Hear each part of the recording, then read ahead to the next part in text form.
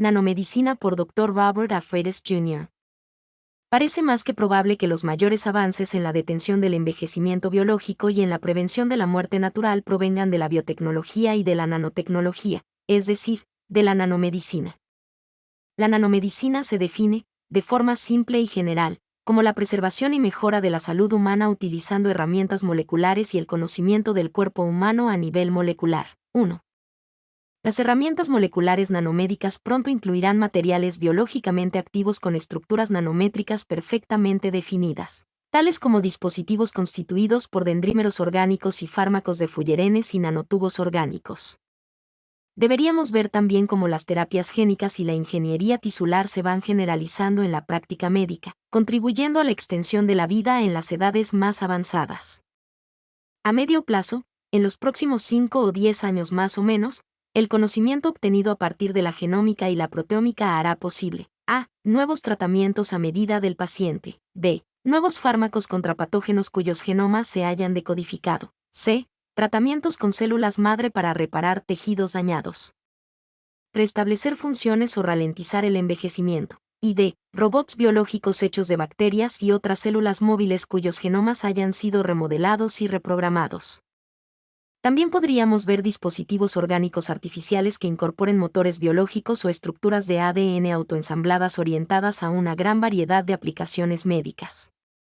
Es posible también que veamos los primeros tratamientos antienvejecimiento dirigidos a combatir las 7 formas específicas de daño celular provocados por patologías conducentes a la muerte natural, tal como describe Aubrey de Grey y sus colaboradores. 2.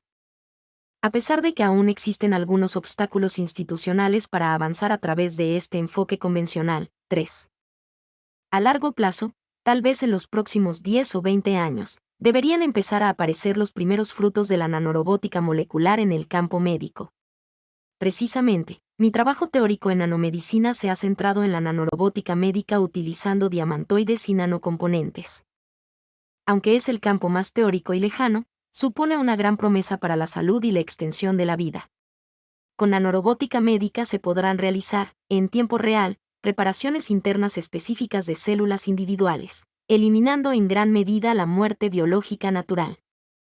Por otra parte, es bien conocido el trabajo teórico de Drexler y Merkel, donde se incluye un impresionante compendio de rodamientos, engranajes y otras partes de nanorobots. Los químicos computacionales del California Institute of Technology lograron simular el que podría considerarse el diseño más complejo, una bomba nanométrica de neón de unos 6.000 átomos. 5. El dispositivo podría servir tanto como bomba de átomos de neón, si se mueve hacia atrás, o como motor para convertir la presión del neón en energía de rotación. Los investigadores observaron en las simulaciones dinámicas moleculares preliminares que podía funcionar como una bomba, aunque las deformaciones estructurales del rotor podían ser causa de inestabilidad a bajas y altas frecuencias de rotación. El motor no tenía un rendimiento eficiente, pero funcionaba. El objetivo último de la nanotecnología molecular es desarrollar una tecnología de fabricación capaz de realizar, de forma económica, ordenaciones de átomos con detalle molecular. Construir nanorobots médicos hechos de millones o miles de millones de átomos y lo suficientemente baratos como para resultar prácticos en terapias médicas, requiere un nuevo tipo de tecnología de fabricación. La manipulación molecular será la producción mecanizada definitiva, en términos de precisión y flexibilidad. Para conseguir estos objetivos se han propuesto 2 mecanismos principales. 1. Ensamblaje posicional programable, incluyendo, por ejemplo, la fabricación de estructuras diamantoides utilizando materia prima molecular. Y 2. Paralelismo masivo de todos los procesos de fabricación y ensamblaje.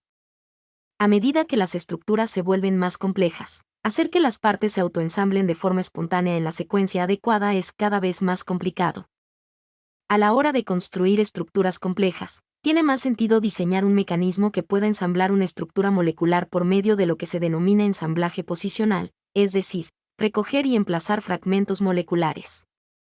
Un dispositivo capaz de tal ensamblaje posicional a escala molecular trabajaría de forma similar a como lo hacen los brazos de los robots que fabrican automóviles en las líneas de producción de las fábricas de Detroit, o como los robots que introducen a máxima velocidad componentes electrónicos en los circuitos informáticos de Silicon Valley.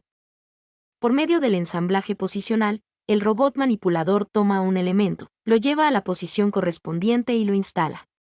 El robot repite el procedimiento una y otra vez, con todas las diferentes piezas del proceso, hasta que el producto final queda completamente ensamblado. Para construir nanorobots duraderos, primero debemos ser capaces de construir componentes diamantoides, de zafiro o de materiales de dureza similar. La adición controlada de átomos de carbono a una superficie creciente en un entramado de cristal diamantoide recibe el nombre de mecanosíntesis diamantoide 6-7. En 2003 propusimos una nueva familia de herramientas mecanosintéticas dirigidas a emplazar pares de átomos de carbono, dímeros CC, en lugares específicos de una superficie diamantoide creciente 6. Estas herramientas deberían ser estables en el vacío y capaces de mantener posicionalmente a un dímero CC para la mecanosíntesis diamantoide controlada a la temperatura del nitrógeno líquido, y posiblemente también a temperatura ambiente. La función de una herramienta de colocación de dímeros es posicionarlos y adherirlos con precisión en una estructura diamantoide molecular creciente, y por último retirar la herramienta, dejando el dímero en la estructura. Dímero a dímero se construye una estructura diamantoide precisa y completa molecularmente. Para que sea práctico, tanto la fabricación de los nanocomponentes como su ensamblaje en los nanorobots debe realizarse de forma automática y en paralelismo masivo. Debe haber muchas manos trabajando simultáneamente. Sin este paralelismo, habría demasiados átomos por dispositivo, millones/diagonal miles de millones, y demasiados dispositivos por ensamblarse, billones. Ya se están desarrollando nuevas tecnologías de ensamblaje posicional paralelo masivo, incluyendo series de manipulación paralelas masivas y sistemas autorreplicantes. Civex patentó lo que sería un ejemplo de series de ensamblaje paralelas, llamado ensamblaje exponencial, 8. También se han propuesto sistemas autorreplicantes conocidos como ensambladores moleculares, esto es, máquinas diminutas que podrían fabricar nanorobots con precisión molecular, 9. ¿Qué tipo de nanorobots médicos podríamos construir? Y si fuera posible, ¿qué harían? El primer dispositivo simple que diseñé hace 9 años fue el Respirocito, un hematíe artificial, 10. Los hematíes naturales transportan oxígeno y dióxido de carbono por el cuerpo humano, y tenemos unos 30 billones de estas células en la sangre. La mitad del volumen sanguíneo corresponde a los hematíes, midiendo unos 3 micrómetros de espesor y 8 de diámetro. El Respirocito es mucho más pequeño que un hematíe, tan solo tiene 1 micrómetro de diámetro, más o menos el tamaño de una bacteria. El Respirocito es un nanorobot independiente compuesto por 18.000 millones de átomos organizados de una forma muy precisa. A bordo disponen de ordenador y una central energética. Los represento de color azul porque parte del armazón es de zafiro, una cerámica resistente de átomos de aluminio y oxígeno que resulta casi tan dura como el diamante. Pueden soportar con total seguridad una presión de 100.000 atmósferas, pero siendo conservadores, solo los hemos expuesto a 1.000. Lo más importante es que disponen de bombas moleculares para cargar y descargar gases de los tanques presurizados. Decenas de miles de bombas independientes, llamadas rotores de clasificación molecular, recubren gran parte del casco del Respirocito. Mientras el rotor gira, pueden arrastrarse a las moléculas de oxígeno, O2, o de dióxido de carbono, CO2, al interior o al exterior del Respirocito.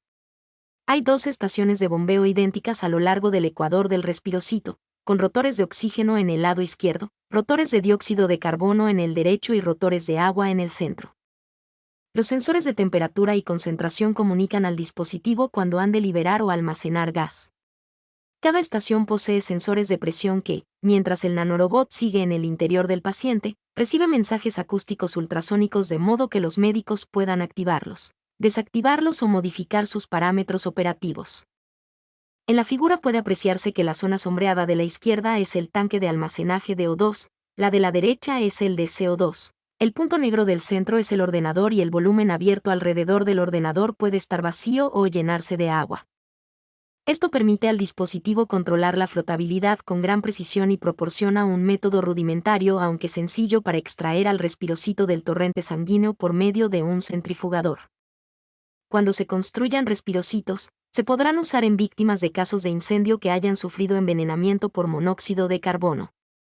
En una animación 11, documentada de la PBS, Beyond Human, Se inyectaron 5 centímetros cúbicos de un fluido con respirocitos en las venas de un paciente. Comprobaron que tras pasar por los pulmones, el corazón y algunas de las arterias principales, los respirocitos inician su camino hacia los vasos más pequeños. Después de unos 30 segundos, llegan a los capilares del paciente y comienzan a liberar oxígeno revitalizante en los tejidos necesitados. En estos tejidos, el oxígeno se bombea desde el dispositivo por medio de los rotores de uno de los lados. El dióxido de carbono se bombea por los rotores del otro lado hacia el dispositivo, pasando una molécula cada vez.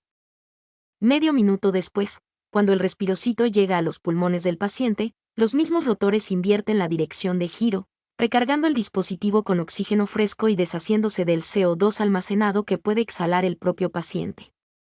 Tan solo 5 centímetros cúbicos de respirocitos, o lo que es lo mismo, una milésima parte del volumen total sanguíneo, pueden duplicar la capacidad de transporte de oxígeno. Cada respirocito transporta varios cientos de veces más moléculas de oxígeno fisiológicamente disponible que la misma cantidad de hematíes. Para hacernos una idea, digamos que la mayor cantidad de respirocitos que se podrían introducir en el organismo sería de medio litro, lo cual permitiría a una persona aguantar la respiración en el fondo de una piscina durante 4 horas, o sprintar a velocidad olímpica durante 12 minutos sin necesidad de tomar aire.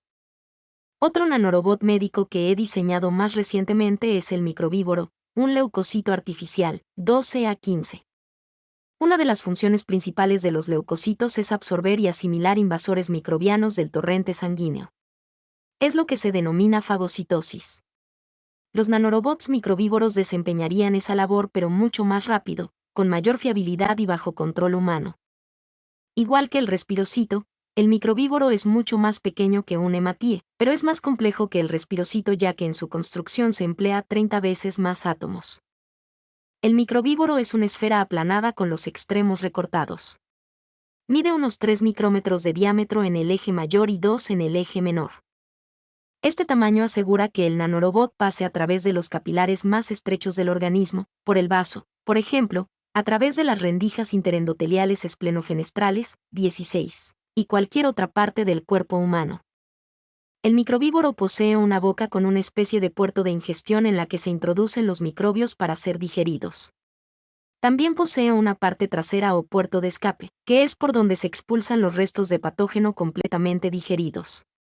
La puerta trasera se abre entre el cuerpo principal del microvívoro y una cola cónica. Dentro del microvívoro hay 2 cilindros concéntricos. La bacteria se trocea en pequeños pedazos en la cámara de morcelación, en el cilindro interior más pequeño, y los restos se expulsan hacia la cámara de digestión, al cilindro mayor exterior. En una secuencia preprogramada, a la bacteria se le añaden enzimas digestivos, y luego se extraen por medio de unos rotores selectivos.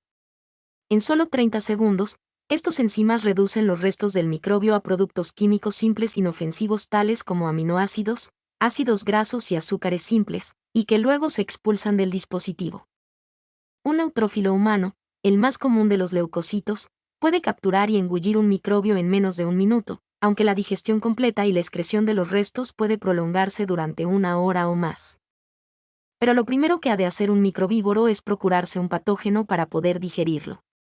Si la bacteria adecuada tropieza con la superficie del nanorobot, las zonas prohibidas reversibles del dispositivo la reconocen y la capturan. Una serie de 9 marcadores antigénicos diferentes debería ser suficientemente específica, ya que todos deben reconocer que se ha capturado el microbio correspondiente.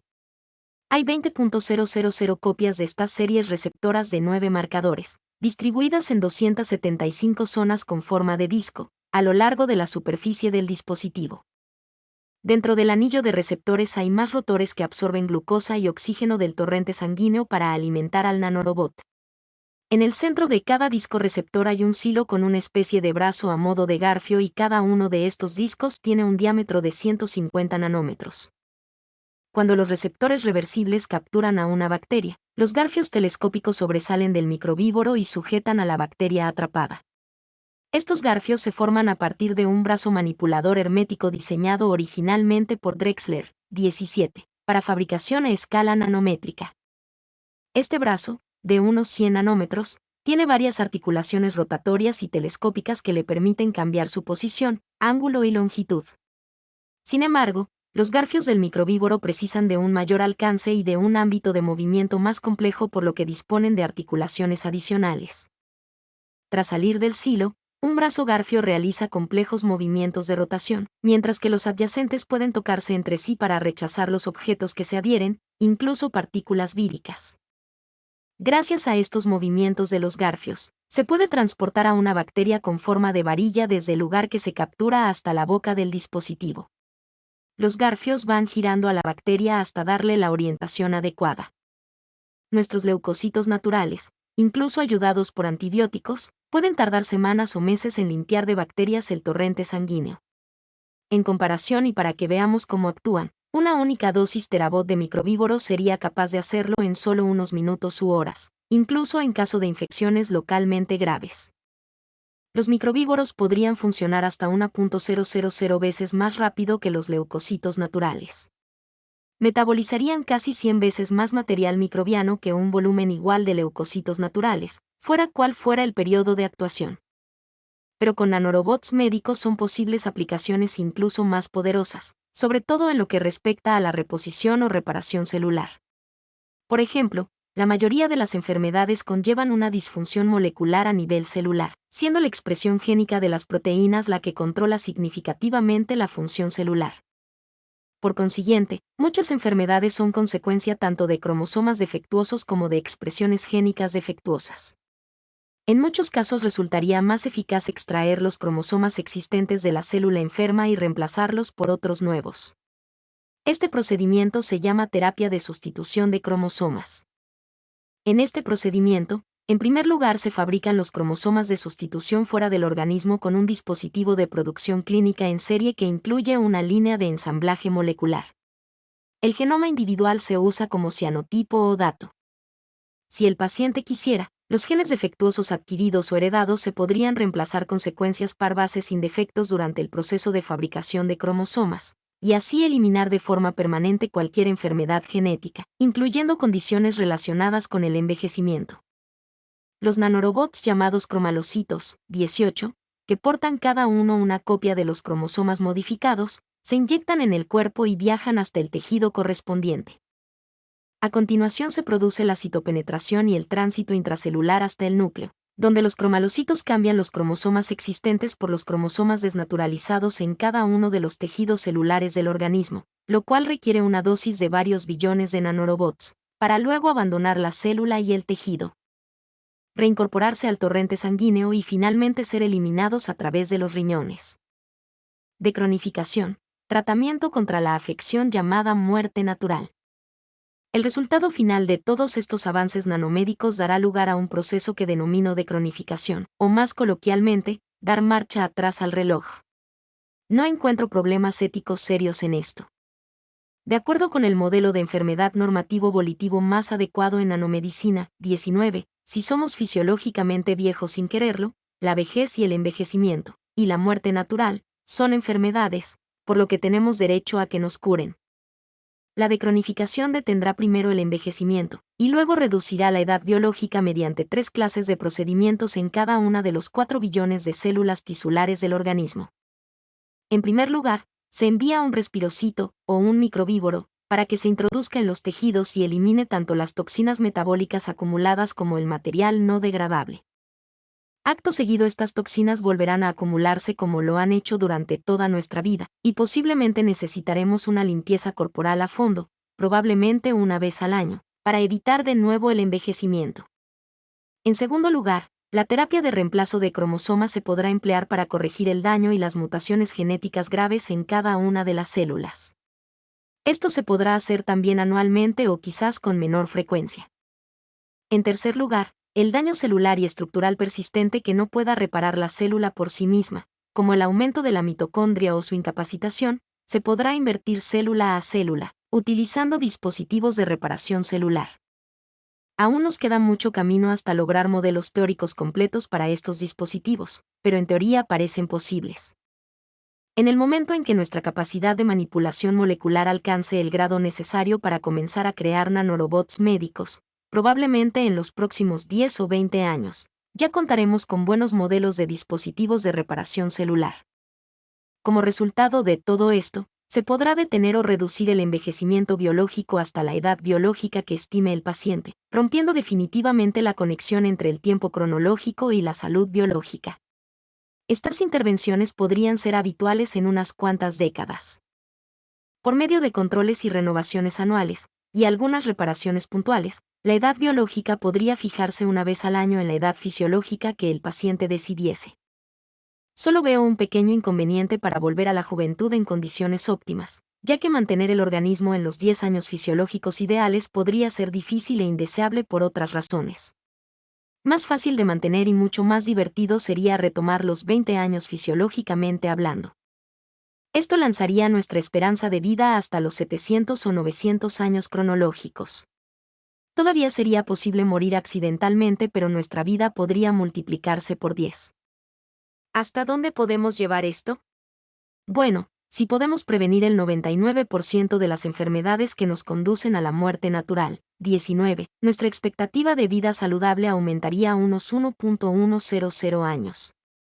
Puede parecer complicado arañar más de un milenio o dos a nuestro cuerpo biológico original porque las muertes por suicidio o accidentes permanecen invariablemente altas en los últimos 100 años, disminuyendo solo en un tercio durante ese periodo. Pero la victoria final sobre el azote de la muerte biológica natural, que esperamos lograr a finales de este siglo, multiplicará nuestra expectativa de vida saludable al menos por 10 o 20. Es de esperar que con los nuevos tratamientos nanomédicos que nos aguardan contra las enfermedades mentales degenerativas, se reduzca enormemente la tasa de suicidios. La nanotecnología también puede mejorar la seguridad total de nuestro entorno cotidiano, por ejemplo, fabricando coches y aviones a prueba de choques y accidentes, construyendo edificios que incorporen dispositivos activos de seguridad.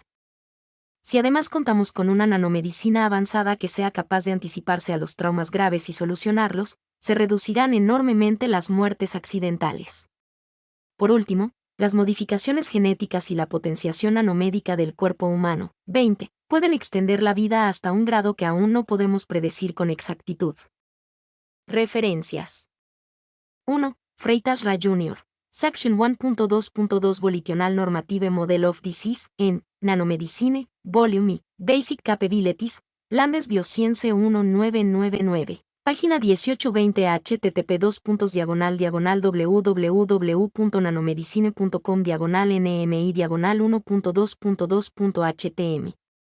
2. De Grey, A.B. y Ames, B.N. y Andersen, J.K. y Barke, I. Campisi, J.I. Ewart, C.B. y M.C. Carter, R.J. y Stock, G. Time to Talk Sense, Critiquing the Immutability of Human Aging, in Annals of the New York Academy of Sciences 959-2002, página 452-462, 463-465 / de Grey, E.D. E. Bainis, J.W. E. Berg, D. Ewart, C.B. E. Pawelek, G. Stock, G. Is human aging still mysterious enough to be left only to scientists? In Bio 624-2002, página 667-676. Bio 625-2003, página 93-95, Discussion, // de Grey, A.D., An Engineer's Approach to the Development of Real Anti-Aging Medicine, in C. Agile Knowledge Environment. 2003 VP1 // de Grey, A.D., Challenging but Essential Targets for Genuine Anti-Aging Drugs, Expert Opinion Therapeutic Targets 72003. Página 15. 3. Miller, Richard A., Extending Life, Scientific Prospects and Political Obstacles, in Milbank Quarterly 82002, página 155-74 // de Grey, A.D., The Foreseeability of Real Anti-Aging Medicine, Focusing the Debate, Experimental Gerontology 38-2003, página 927-934. 4. Freitas, J.R. Robert A., Section 2.4.1 Molecular Mechanical Components, in Nanomedicine, Volume E, Basic Capabilities, Landes Bioscience 1999, página 61-64 http://www.nanomedicine.com/nmi/2.4.1.htm. 5. Cajin, T. Jaramillo Botero, y Gao, G. Goddard 3, Molecular Mechanics and Molecular Dynamics Analysis of Drexler-Merkle Gears and Neon Pump, en Nanotechnology NAN 1998. Página 143-152. 6. Merkle, Ralph C. Freitas Jr., Robert A. Theoretical Analysis of a Carbon-Carbon Dimer Placement Tool for Diamond Mechanosynthesis, in Journal of Nanoscience and Nanotechnology 32003. Página 319-324. http://www.freitas.com/nano-nano-dimertol.pdf. 7. Peng, Jinping y Freitas Jr., Robert A. Merkle, Ralph C. Theoretical Analysis of Diamond Mechanosynthesis.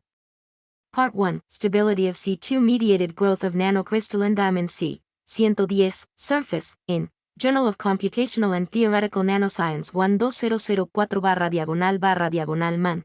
David J. y Peng, Jinping y Freitas Jr. Robert A. Merkle, Ralph C. Theoretical Analysis of Diamond Mechanosynthesis. Part 2. C2-mediated growth of diamond C. 110. Surface via C/diagonal good triadamantine dimer placement tools, in Journal of Computational and Theoretical Nanoscience 12004. 8. Merkle, Ralph C. Parker, Eric G. Skidmore, George D. Method and System for Self-Replicating Manufacturing Stations, in United States Patent No. 6510359. 21 January 2003. 9. Freitas Jr., Robert A. Merkle, Ralph C. Kinematic Self-Replicating Machines 2004 Landes Bioscience, en prensa. 10. Dibujo 15. Una hematía artificial el respirocito, 41. Diseñado por Robert A. Freitas Jr., copyright 1999 Forrest Bishop. Uso con autorización. http://www.foresight.org /nanomedicine /gallery /species respirocites.html.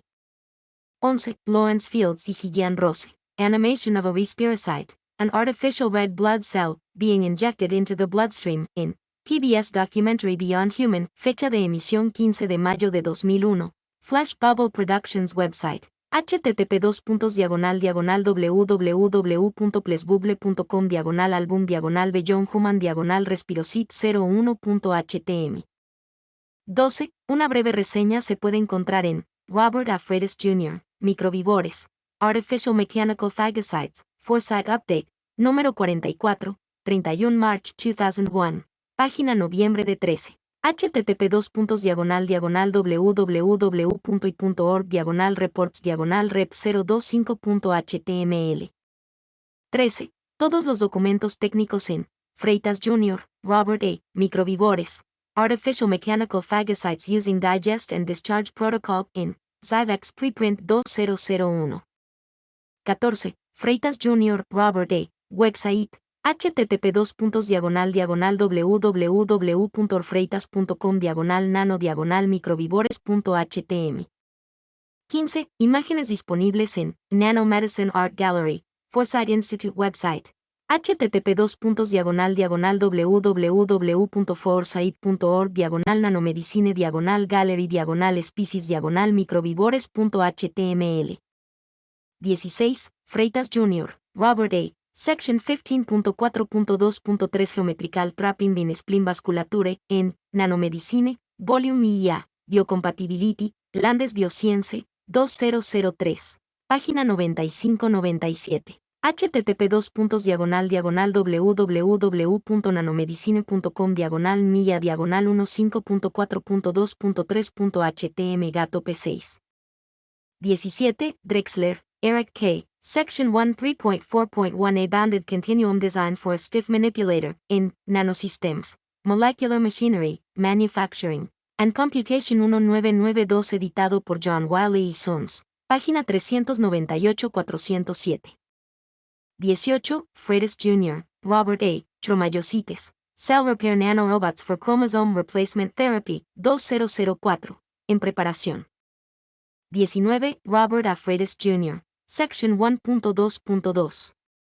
Volitional Normative Model of Disease, in Nanomedicine, Volume I, Basic Capabilities, Landes Bioscience 1999, página 18-20. http://www.nanomedicine.com/nmi/1.2.2.htm 20. Freitas Jr., Robert A. Phoenix, Christopher J. Vasculoid, a personal nanomedical appliance to replace human blood in Journal of Evolution and Technology 11-2002. http://www.getpress.org/volume11-vasculoid.html. Cuerpo humano versión 2.0. Dr. Raymond Kurzweil. El uso de los nanorobots en las próximas décadas permitirá mejorar e incluso sustituir completamente algunos de nuestros órganos. Si bien ya ha comenzado el proceso de mejorar los sistemas físicos y mentales, esto supondrá una mejora radical. Por otro lado, hoy en día ya sabemos cómo prevenir la mayor parte de enfermedades degenerativas por medio de la nutrición y los suplementos, lo que supone un puente hacia una revolución biotecnológica ya emergente, y que a su vez, será otro puente hacia la revolución nanotecnológica. Hacia el año 2030, la ingeniería inversa del cerebro humano se habrá completado y la inteligencia no biológica se fusionará con nuestros cerebros biológicos. Todo está en los nanorobots. En una famosa escena de la película The Graduate, El Graduado, el mentor de Benjamin le aconseja sobre la carrera que debe elegir con una simple palabra: plástica. Hoy en día, esa palabra puede significar software o biotecnología, pero en un par de décadas significará probablemente nanorobótica. Los nanorobots, robots del tamaño de una célula sanguínea, permitirán rediseñar de manera radical nuestro sistema digestivo, y de paso, tal vez todo lo demás. En una fase intermedia, los nanorobots presentes en el tracto digestivo y en el torrente sanguíneo, primero extraerán de forma inteligente y precisa los nutrientes que requiramos. Pedirán los nutrientes adicionales que pudieran necesitar a través de nuestra red de área local inalámbrica personal. Y dejarán pasar el resto de la comida que comamos para ser eliminada. Si esto le parece futurista, recuerde que ya funcionan máquinas inteligentes que se están abriendo paso dentro de nuestro torrente sanguíneo. Se están desarrollando docenas de proyectos para crear sistemas microelectromecánicos biológicos basados en el torrente sanguíneo, BioMMS, con un amplio espectro de aplicaciones terapéuticas y de diagnóstico. Los dispositivos BioMMS se están diseñando para reconocer patógenos y suministrar fármacos de forma muy precisa.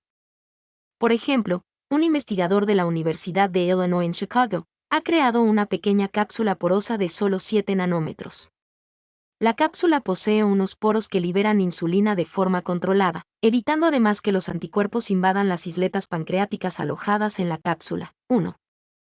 Este tipo de dispositivos fruto de la nanoingeniería ya han sido capaces de curar a ratas con diabetes de tipo I, y no parece existir ninguna razón para pensar que esta misma metodología vaya a fallar en humanos. Sistemas similares podrían liberar dopamina en el cerebro de pacientes con Parkinson, o bien proporcionar factores, proteínas, de coagulación en enfermos de hemofilia, así como fármacos para el cáncer que se administrarían directamente en el lugar del tumor. Un nuevo ingenio dispone de casi 20 contenedores de sustancias que pueden liberarse en el cuerpo humano en lugares y momentos programados. Ken Sawise, un profesor de ingeniería eléctrica de la Universidad de Michigan, ha desarrollado una sonda neural minúscula que puede monitorizar de forma muy precisa la actividad eléctrica de pacientes con enfermedades neurológicas. Se espera que futuros diseños también suministren medicamentos en lugares del cerebro muy concretos. Kazushi Ishiyama de la Universidad Tohoku en Japón ha desarrollado unas micromáquinas que utilizan tornillos giratorios microscópicos para suministrar fármacos en tumores cancerígenos de pequeño tamaño. 2. Una micromáquina especialmente innovadora es la desarrollada por los Sandia National Labs, que posee unos microdientes reales y una mandíbula que se abre y se cierra para atrapar células individuales a las que luego implanta ADN, proteínas o fármacos. 3. Ya hay al menos 4 conferencias de gran importancia sobre BioMMS y otras aproximaciones para desarrollar máquinas a escalas micro y nano que se puedan introducir en el cuerpo y en la sangre. En última instancia, podremos comprender cuáles son los nutrientes exactos necesarios para cada individuo, incluyendo todos los centenares de fotoquímicos provenientes de las plantas, y estarán disponibles de manera sencilla y asequible, por lo que no deberemos preocuparnos más por extraer los nutrientes de la comida.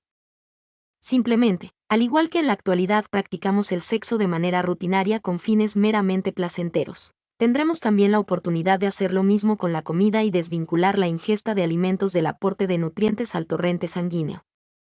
Esta tecnología debería estar lo suficientemente madura hacia la década de los años 2020.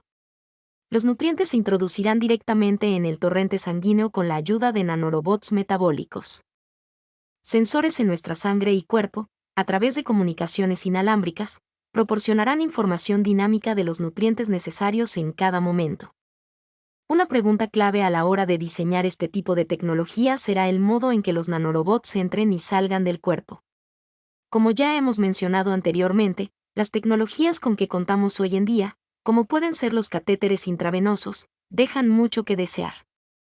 Un beneficio importante de la nanorobótica es que, a diferencia de los fármacos y los suplementos alimenticios, los nanorobots cuentan con cierto grado de inteligencia. Pueden hacer sus propios inventarios, y entrar y salir del organismo de forma inteligente. Un escenario posible es que llevásemos puesto prendas nutritivas especiales, como por ejemplo cinturones o camisetas que se cargarían con nanorobots nutritivos que entrarían y saldrían del organismo a través de la piel u otros orificios. Digestión digital. Llegados a este punto de desarrollo tecnológico, podremos comer cuanto queramos, todo aquello que nos satisfaga o nos proporcione placer gastronómico, y por tanto, podremos explorar las artes culinarias sin reservas para deleitarnos con sabores, texturas y aromas. Paralelamente, contaremos con una circulación óptima de nutrientes por nuestra sangre, por medio de un proceso totalmente independiente. Una posibilidad consistiría en hacer pasar todo lo que comiéramos desconectando el tracto digestivo de cualquier tipo de absorción de nutrientes al organismo. Si bien esto podría suponer una sobrecarga para el colon y las funciones del intestino grueso, una solución más refinada se encargaría de la eliminación de residuos. Se podrá lograr esto gracias a nanorobots especiales que se encarguen de dicha eliminación y actúen como diminutos compresores de basura. Del mismo modo que unos nanorobots introducen la carga nutritiva en el cuerpo, otros encargados de la eliminación harían justo lo contrario, y de forma periódica, sustituiríamos estas prendas por otras nuevas. Alguno podría argumentar que obtiene algún tipo de placer en el proceso de eliminación, pero sospecho que la mayoría de las personas preferirían arreglárselas sin ello. En última instancia, no necesitaremos llevar prendas especiales o utilizar recursos nutritivos explícitos. De al mismo modo que la informática se volverá omnipresente y disponible para cualquiera, también los recursos básicos metabólicos de los nanorobots se insertarán en todo lo que nos rodea. De manera adicional, un aspecto importante a tener en cuenta de este sistema será el mantenimiento de amplias reservas de todos los recursos necesarios dentro del propio cuerpo. Nuestro cuerpo, versión 1.0, hace todo esto pero de forma muy limitada. Por ejemplo, almacenando oxígeno en la sangre solo para unos pocos minutos o energía calórica, en forma de glucógeno, para unos días. La versión 2.0 nos proporcionará mayores reservas y nos permitirá carecer de recursos metabólicos durante periodos de tiempo muy extensos. Una vez perfeccionado, ya no necesitaremos la versión 1.0 de nuestro sistema digestivo. Como se ha señalado anteriormente, la adopción de dichas tecnologías será prudente y progresiva, y no desecharemos la tecnología antigua justo nada más aparecer la nueva. Casi todos esperaremos a que aparezcan las versiones 2.1-2.2 antes de pensar en deshacernos de la versión 1.0. Después de todo, la gente no tiró sus máquinas de escribir cuando aparecieron los procesadores de texto. La gente conservó sus discos de vinilo durante años aún cuando ya existían los CDs. Yo aún tengo los míos. La gente también conserva las cámaras de cinta de video, a pesar de que la marea digital las está barriendo. Sea como fuere, estas nuevas tecnologías acabaron por imponerse, y aún así mucha gente sigue conservando su máquina de escribir. El mismo fenómeno se dará en nuestro cuerpo rediseñado. Una vez que hayamos solucionado las primeras complicaciones, siempre inevitables, que se deriven de un sistema gastrointestinal reestructurado, comenzaremos a depender de él cada vez más. Sangre programable. Mientras realizamos la ingeniería inversa, esto es, aprendemos los principios operacionales de nuestros sistemas corporales, podremos reestructurar nuevos sistemas que nos proporcionen mejoras increíbles. Un sistema dominante que ya ha sido sometido a un proceso de rediseño conceptual y exhaustivo es la sangre. Uno de los mayores defensores de la nanomedicina, rediseñar nuestros sistemas biológicos por medio de ingeniería a escala molecular, y autor del libro del mismo nombre es Robert Freitas, científico investigador para la empresa de nanotecnología Zyvax Corp. El ambicioso manuscrito de Freitas es un mapa de carreteras muy detallado para la reestructuración de nuestra herencia biológica. Uno de los diseños de Freitas consiste en el reemplazo, o mejora, de glóbulos rojos por medio de respirocitos que nos permitirían aguantar la respiración durante 4 horas o correr a velocidad máxima durante 15 minutos sin tomar aliento. Como la mayoría de nuestros sistemas biológicos, los glóbulos rojos oxigenan nuestra sangre de manera muy poco eficiente, y Freitas los ha rediseñado para un comportamiento óptimo. Ha detallado muchos de los requerimientos físicos y químicos de manera impresionante. Resultará interesante ver cómo se trata este asunto en competiciones deportivas. Es de suponer que se prohibirá el uso de respirocitos y otros sistemas similares en competiciones deportivas tales como los Juegos Olímpicos. Pero no dejará de ser llamativo ver en los gimnasios escolares a los adolescentes batiendo marcas olímpicas de manera rutinaria. Freitas prevé plaquetas artificiales de tamaño microscópico que podrían lograr la hemostasis, control del sangrado, 1.000 veces más rápido que las biológicas. Describe microvívoros nanorobóticos, leucocitos de reemplazo, que descargarán el software necesario para eliminar infecciones, cientos de veces más rápido que los antibióticos tradicionales, siendo eficaz contra toda infección bacteriana, viral o micótica, sin tener que preocuparse por las limitaciones de determinado fármaco. Tener o no tener un corazón. El siguiente órgano de mi lista de éxitos es el corazón. Es una máquina sorprendente, pero sufre de muchos problemas graves. Es susceptible de sufrir todo un abanico de fallos y errores, y representa un punto débil fundamental para nuestro potencial de longevidad. Normalmente empieza a fallar mucho antes que el resto del cuerpo, y a veces de forma muy prematura. Aunque los corazones artificiales ya empiezan a funcionar, algo más efectivo sería deshacerse de él. Entre los ingenios de Freitas se encuentran reemplazos nanorobóticos de nuestras células sanguíneas que se muevan de manera autónoma, sin depender del torrente sanguíneo que las impulse. Si el sistema sanguíneo se mueve de manera autónoma, los problemas derivados de un sistema con bombeo centralizado, como el actual, dependiente del corazón, se pueden eliminar. A medida que perfeccionamos los métodos para introducir y sacar los nanorobots de nuestro suministro sanguíneo, también podemos reemplazarlos continuamente. Con las respirocitos transportando grandes cantidades de oxígeno, estaremos en condiciones de eliminar los pulmones y reemplazarlos por nanorobots que nos suministren oxígeno y expulsen el dióxido de carbono. Alguno podría decir que obtiene placer al respirar, incluso más que con la evacuación. Y como con todos estos diseños alcanzaremos sin duda estados intermedios en los que estas tecnologías mejoren nuestros sistemas naturales, podremos tener lo mejor de ambos mundos. En cualquier caso, no hay razón para mantener las complicaciones de la respiración actual, así como la obligación de hacerlo en un aire respirable allá donde vayamos. Si realmente encontramos placer en respirar, desarrollaremos maneras para conservar esta experiencia sensorial. No necesitaremos tampoco aquellos órganos que producen sustancias químicas, hormonas y enzimas que fluyen por la sangre y otras vías metabólicas. Ya somos capaces de crear versiones biológicamente idénticas de muchas de esas sustancias, y en un par de décadas recrearemos de forma rutinaria todas las que sean relevantes.